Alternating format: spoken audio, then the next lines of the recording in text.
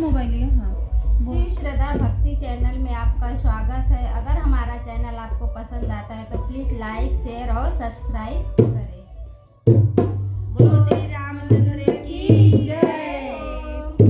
हो जा राम के भजन में मतवाला, हो जा राम के भजन में मतवाला, मतवाला हो जा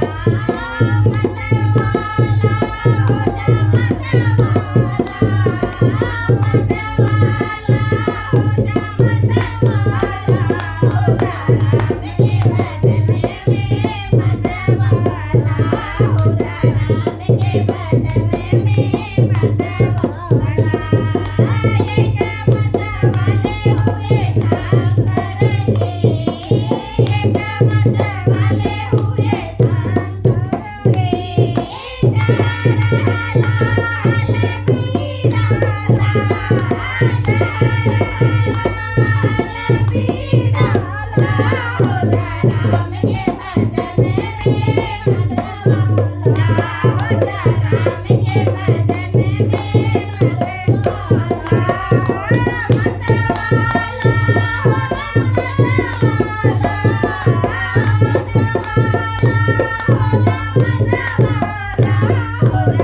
मतवाला